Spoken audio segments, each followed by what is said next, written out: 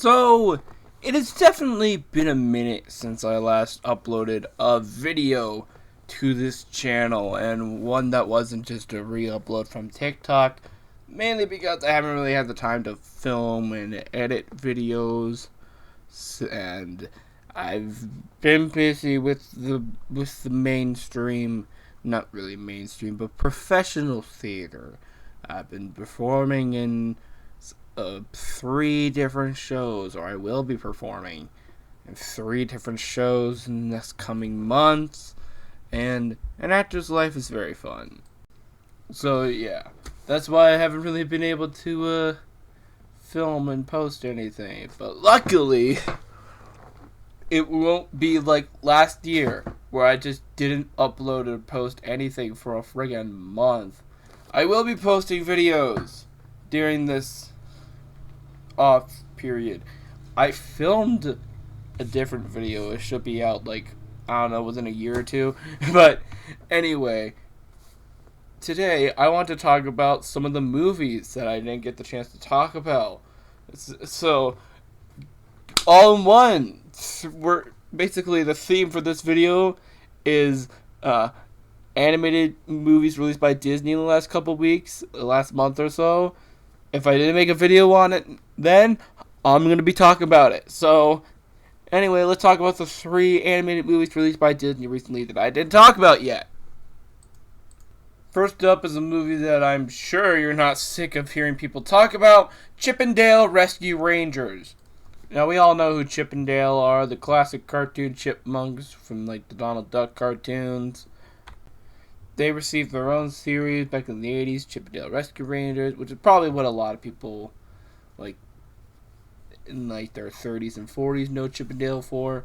But when you think of Chip 'n Dale Rescue Rangers really aren't the first thing that comes to mind. I say this as a person who's only seen 1 episode of Chip 'n Dale Rescue Rangers. So during Disney Plus Day, or Disney Investor Day actually, of 2020, where Disney announced that they will be making a Chip 'n Dale Rescue Rangers movie, I got very intrigued.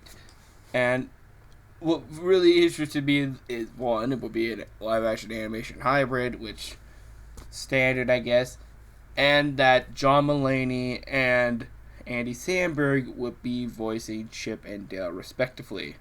And at the moment, I just thought, what is the point of getting celebrities to play Chip and Dale when you're just going to hire the pitch up of their voices? Just get the original voice actors that have been playing them for like the last 30, 40 years at this point. And then there was this weird bit where someone who worked on the movie said that this would be a commentary on the animation industry. Okay, that's a bit of a weird thing to base your Chip 'n Dale movie on, especially a Chip 'n Dale Rescue Ranger specific movie, but alright, let's see what this film has in store. Then they released the trailer, and my god, you saw basically every style of animation that existed within these trailers, and Chip was 2D, Dale was CG, there were animation cameos from like every studio in the world, not just Disney. It was very meta, not just on Chip 'n Dale Rescue Rangers, but the animation industry itself, with all of the different art styles in this one film. So you just had to check it out, right? So I did watch it about a month ago, and it was alright. I won't dwell on it for too long, mainly because I have 2 other movies I want to talk about. But the film, I thought, was pleasantly enjoyable. It was made for cartoon nerds like me who are aware of animation history and the noticeable lack of hand-drawn in mainstream theatrical animation. One of the things I appreciate about this film is that the cameos, the countless cameos that it has, don't necessarily feel like a company just showing off what type of stuff it has, or like just we have all the cameos from all the franchises in this one movie. No, like they actually serve the story. I was just informed by my mother that this guy just came in the mail today. And very appropriate considering the fact that there's technically a Looney Tunes cameo in this movie. And considering the fact that outside of that little Easter egg, there is sorta a connection between Looney Tunes and this movie. And that's mainly the fact that a grand majority of people thought that this premise, and maybe even this story, should have been used for Roger Rabbit 2. In fact, I wouldn't be surprised if someone at Disney just wanted to write a normal Roger Rabbit sequel, and Disney was just like, oh, okay, but we don't really want to pay Spielberg a whole lot of money in order to make Roger Rabbit 2. We tried that like 4 different times, so how about you put a different cartoon franchise that we own, and we can license other cartoon characters to appear in that. We can afford that, but we can't really afford to pay Spielberg to have Roger Rabbit in it for the whole movie. Maybe a Roger Rabbit cameo, but can't really do that. Roger Rabbit does make a cameo in the movie. And then they just decided to pull a bunch of random cartoon characters that Disney owns out to have hat, and they picked Chip and Dale. Alright, we're doing Chip and Dale Rescue Rangers. Okay, it's a Rescue Rangers movie. Blah, blah, blah, blah, blah. I think that's one of my main problems with this movie, is that it doesn't really give you a reason on why this is specifically a Chip and Dale Rescue Rangers movie. I mean, for God's sake, the only members of the Rescue Rangers that really have anything to do with the plot are Chip and Dale themselves, of course, and Monterey Jack because he's the one who gets kidnapped. Gadget and Zipper are in the movie. They just don't really do anything until the very, very, very end of the film. Like, we're at the climax and here comes Gadget and Zipper. They also fucked. Although I will admit, the fact that Zipper is voiced by the freaking Allstate guy is kind of hilarious. If you wanted to make a movie based off of a Disney Afternoon cartoon that was very meta on the animation industry and was also kind of a detective mystery whatever movie, why the frick didn't you make it a Bonkers movie? Oh, I know why. Because nobody knows who the frick Bonkers is. But there's a Bonkers cameo in the movie! And yeah, this movie is also like a detective movie. A mystery film. They really should have just made this Roger Rabbit 2. Because, like, we all want there to be a Roger Rabbit 2 eventually. I mean, do you really think Disney will make freaking Enchanted and Hocus Pocus 2 and not eventually get to making Roger Rabbit 2?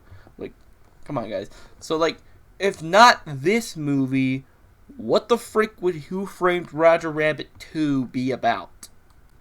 My other main problem with this movie is the animation. Now, I do appreciate that their movie has a variety of different animation styles. Like, it's very nice visually with all the different animation styles.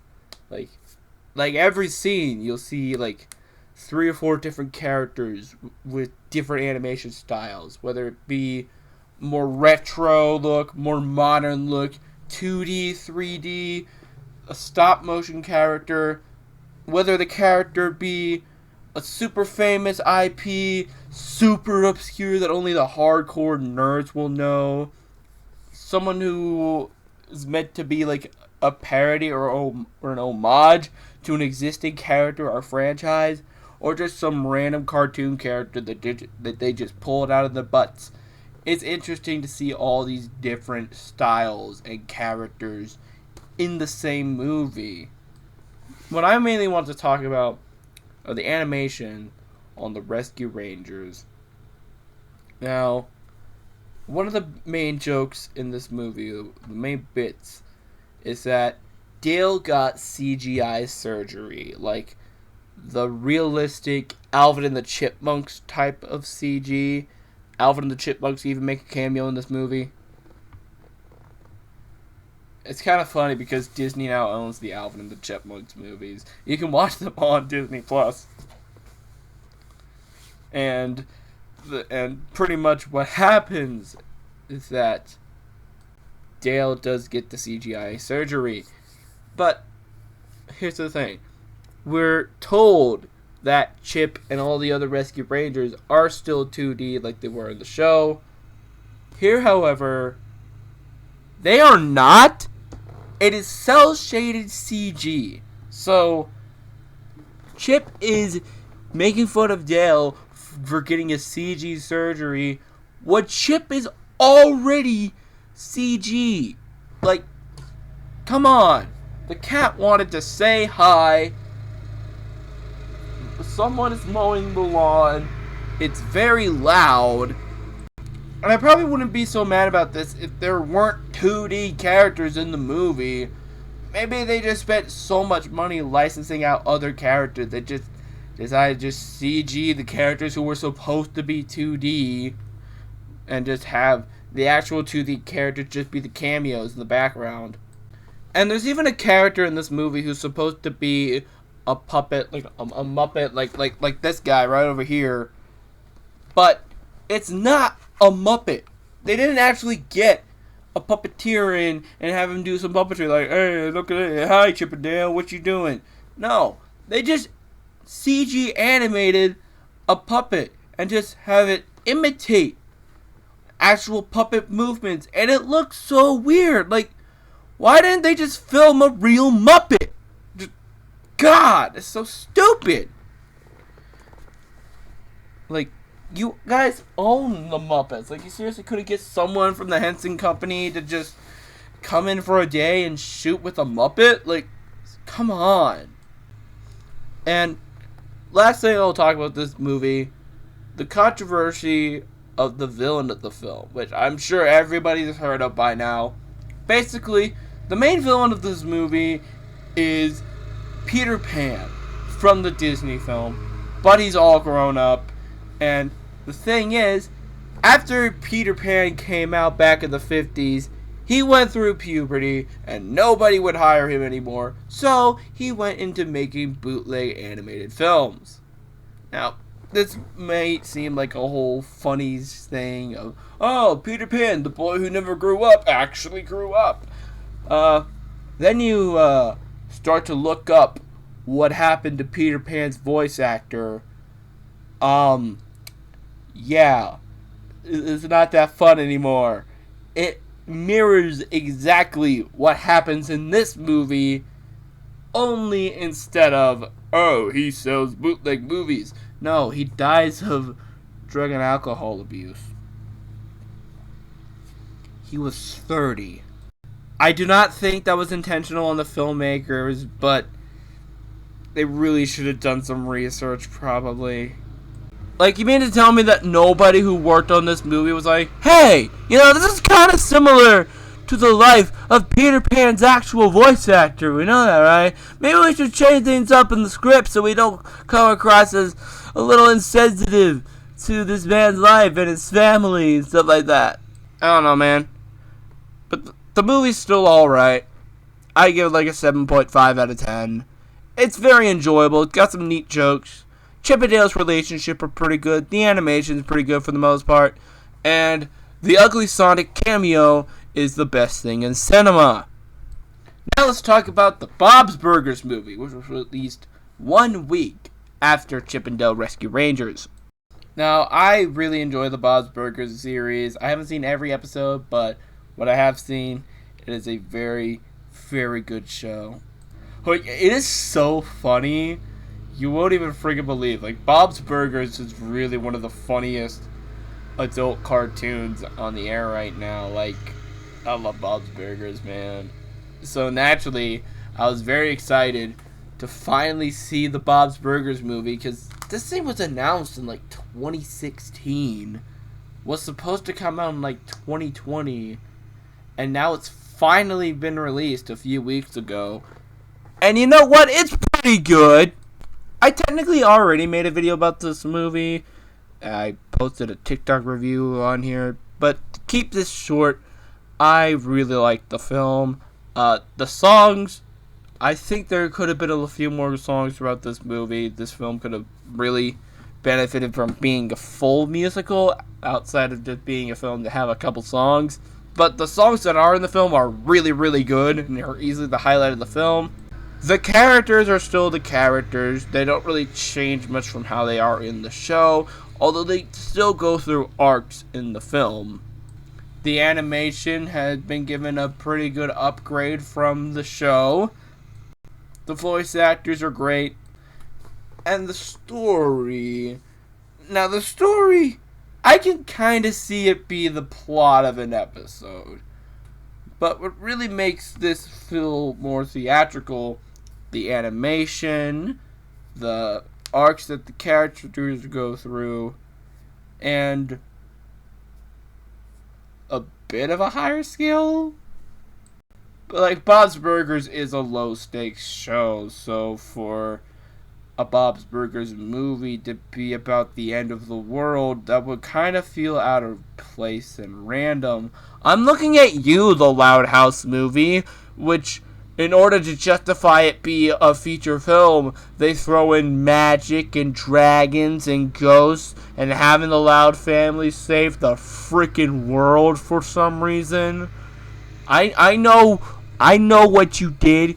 That was so weird, and it's very hard to believe that that is canon with the series, because the Loud House was a very grounded show, and the fact that the movie isn't blows my freaking mind to watch every episode afterwards and be like, you know that dragons are real, right?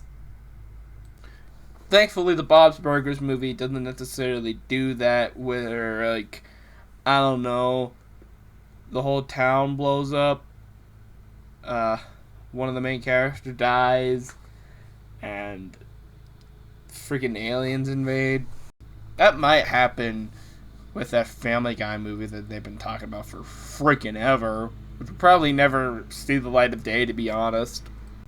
Yeah, this movie's a lot of fun. I would definitely recommend it to people who haven't seen the show, as well as people who have seen the show like me, because me, who's seen a lot of Bob's Burgers, was able to enjoy it, while my friend who saw the film with me, who hasn't seen that much Bob's Burgers, like only a couple episodes, we both got the same amount of enjoyment out of it. So yeah. And one last thing, I do appreciate how this film managed to include as much of the characters from the show as possible without it seeming like they're just forcing that character in there just to include every character from the show. Because, number one, they don't really include every character from the show. Like, there's a lot of characters from the show. They get a moment to shine in places that would make sense. But for some of the characters where it wouldn't really make sense for them to be in the movie, they just were like in the crowd scenes or during the little dance party during the credits or whatever. You see, it's okay for this film to have a dance party ending because it's a musical. Although, back on the subject of the story and the characters, it is pretty predictable to figure out who the main bad guy is. I'll give you a hint. It's the only character in this movie who wasn't in the show. So yeah, this movie was a lot of fun to watch as a fan, and it was also great to see hand-drawn animation back on the big screen for the first time since, God, was it Teen Titans Go to the Movies? If you technically count that as hand-drawn animation. Like, that was the last one I saw in theaters. Like, that and Sponge Out of Water were the last couple hand-drawn animated films that I saw in theaters before this movie came out. And there's pretty big gaps in between Sponge Out of Water Teen Titans Go, and Bob's Burgers. Why is it always the ones based on TV shows that get hand-drawn animated? Like, those are the standards. Like, it's only a hand-drawn animated film if it's based on a TV show. If not, goes straight to streaming. Disney, this was technically your first theatrically released hand-drawn animated film in 11 years, but it wasn't made by your main studio. So can you please release a hand-drawn animated film in theaters made by Walt Disney Animation Studios, because that will make a lot of money. And I'm telling you, this movie did not flop because it was 2D. It flopped because you released it the same day as Top Gun Maverick. Very similar to how Winnie the Pooh flopped because you released it the same day as Deathly Hallows Part 2. The people want to see 2D, you just don't like it. So anyway, now let's move on to the most recent film, Lightyear. This was another film that was announced at Disney Investor Day 2020 that I was like, okay, this is happening. And then the trailer was released and I crapped my pants. That was a great trailer. That first trailer, or those first couple trailers for Lightyear were freaking amazing. And they did a great job at getting you hyped with Starman playing, and those were great trailers. And then I saw the movie, and it was pretty good. Definitely not the best film that Pixar's made in recent years, but it's definitely a pretty good one. Now, the animation, of course, I think is pretty good. Now, it doesn't really feel like Pixar animation to say. It's great to see just how far Pixar has come with their animation for humans compared to the first Toy Story film. But the thing is, I don't know, it just doesn't really feel like Pixar animation to me.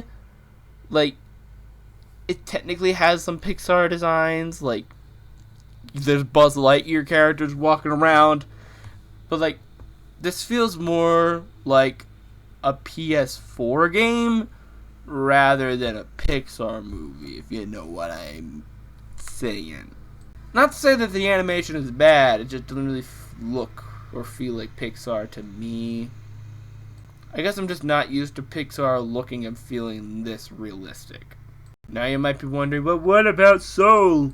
Well, Soul kind of worked where you had the very realistic looking New York City and the very cartoony looking Soul Afterlife place. Here is just the gritty, realistic place, the whole movie. Chris Evans is a pretty good Buzz Lightyear. He does the job. And all the other characters, they're alright. I don't feel like there needed to be like a whole team. Like, you probably could have combined all three of the human side characters into one character. But in recent years, Taika Waititi has been great in almost everything he's been in, so I guess this really isn't an exception. He doesn't say anything funny, he just does it in a very funny way. This film includes a lot of references and nods to the Toy Story films. Mainly, one thing that I noticed is that the spaceships in the movie actually look like the box that the Buzz Lightyear toy comes in.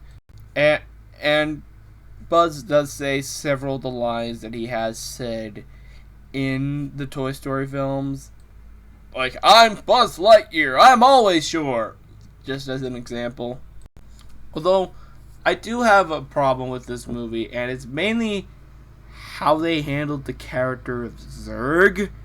And I will get into spoilers a little bit. So, basically, Zurg in Toy Story 2 was canonically explained to be Buzz Lightyear's father.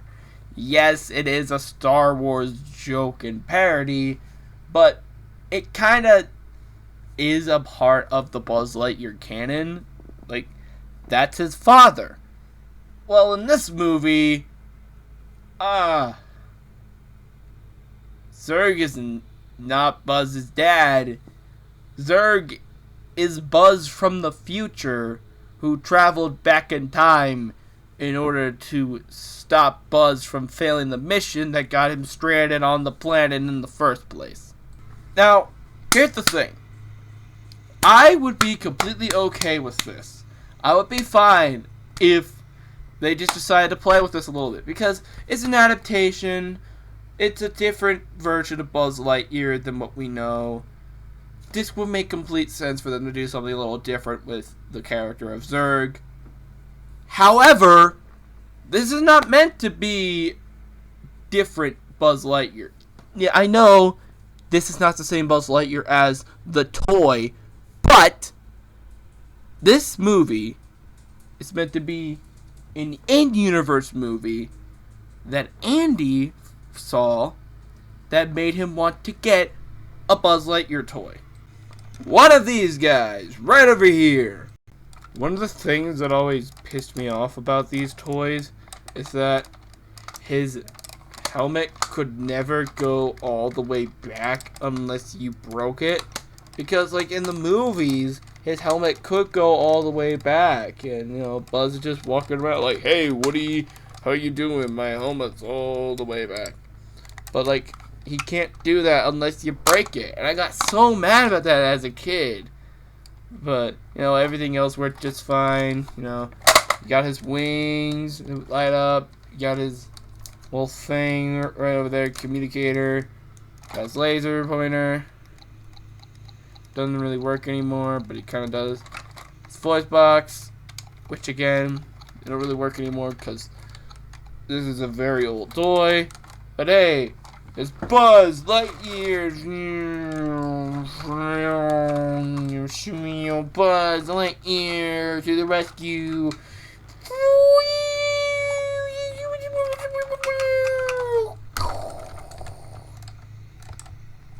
Can you just stay there for the rest of the vlog, Buzz? That'd be very nice. If you could just stay there as I prolong the inevitable, talking about the little nitpicks regarding Toy Story lore that I have with Buzz Lightyear the movie. Like, if this is supposed to be a 90s movie, then why does the movie look so good? Like, this is supposed to be a live-action movie released in 1995. You know what else came out in 1995? The Power Rangers movie. You cannot tell me that in 1995, in some alternate universe, and where this was a live-action movie, it came out the same year as the Power Rangers movie. No. No. Have you seen the effects in the Power Rangers movie? It sucks. Disney and Pixar released a promotional piece of artwork where Andy's in the movie theater watching the Lightyear movie. And he brings all his toys to the theater.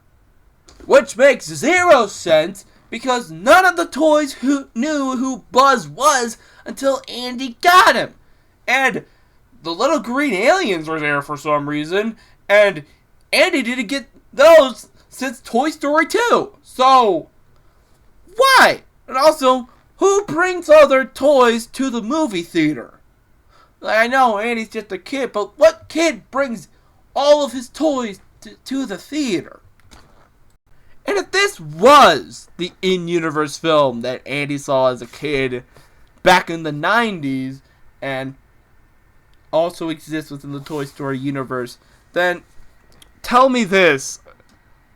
Why are there no toys based on the other characters in the Toy Story movies? Like, the character of Socks. The character of Socks is a very entertaining cat robot. Are you telling me that the company that made this movie in the Toy Story universe wouldn't capitalize on a Socks toy as well as a Buzz Lightyear toy? Like, you gotta be friggin' stupid to not cash in on that. there are socks toys in the real world too, so I'm just saying. Honestly, this would make a whole lot more sense if the film Lightyear was supposed to be a reboot of the Buzz Lightyear franchise that Andy saw in his 30s and took his kids to see, rather than the film that Andy saw when he was a kid that got him obsessed with Buzz Lightyear. Not to mention, this isn't even the first time we've had a Buzz Lightyear solo adventure or even a Buzz Lightyear solo movie. Yeah. Do you remember Buzz Lightyear of Star Command? You know, the Buzz Lightyear TV show that aired on Disney Channel back in the day?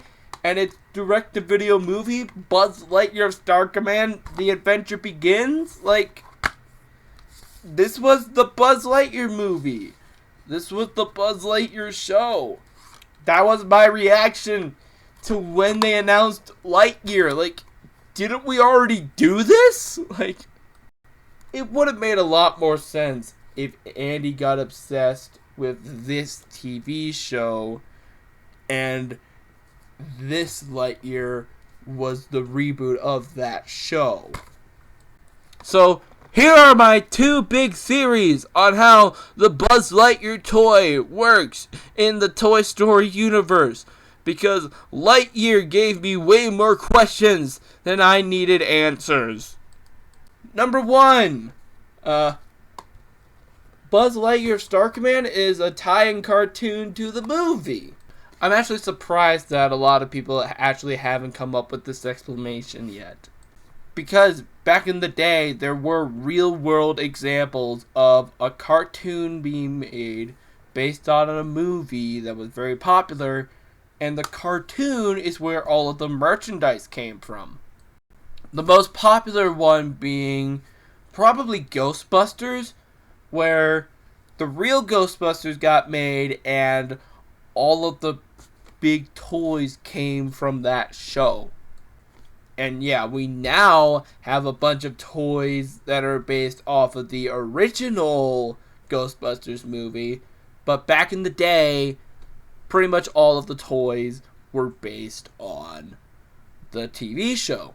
And looking at the design of the toy and compared to the design of Buzz, either in Buzz Lightyear Star Command or in Lightyear, it's obviously much closer to Lightyear. So maybe the Buzz Lightyear toys are actually based off of Buzz Lightyear Star Command in universe and not Lightyear. My other theory is that the toy came out first. The toy just came out first, and Andy saw this cool toy called Buzz Lightyear. He's a spaceman. He's awesome.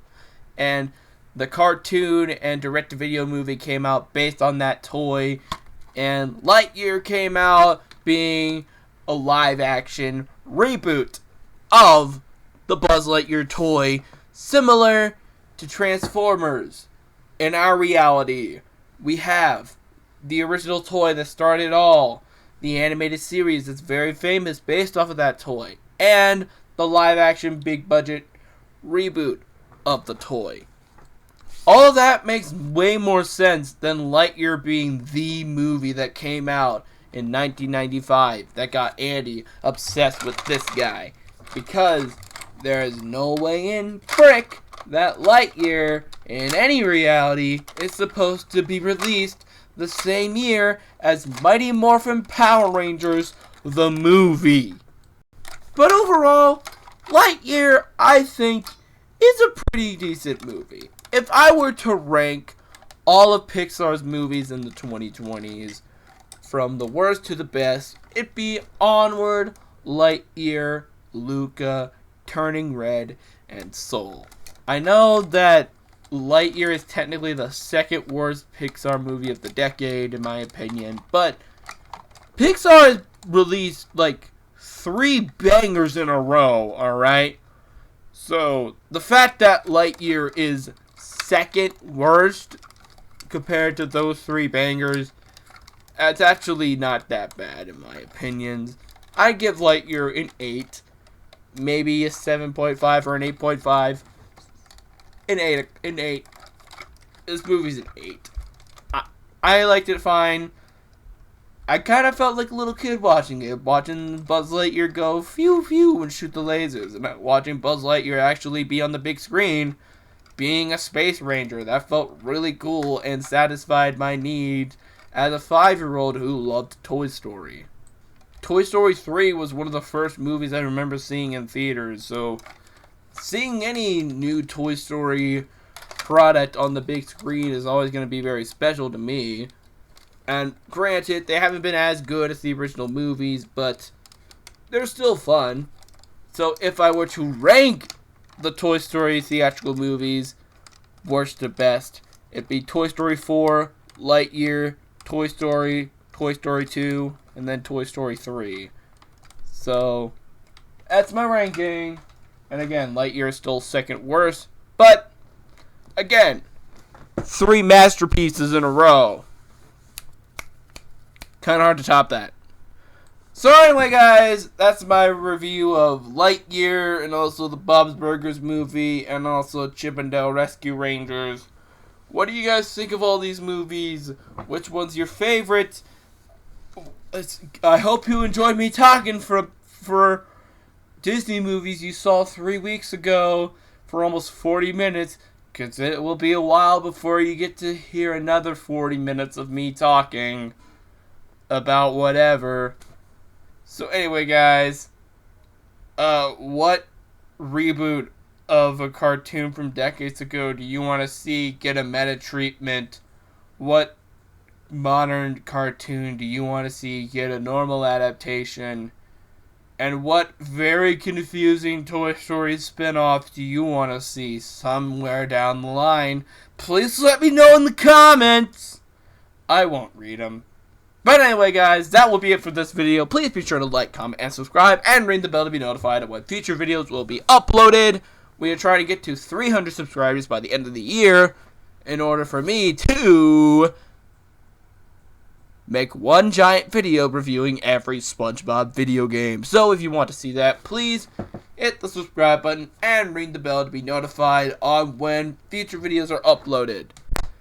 But anyway, guys, I'll see you later. Bye!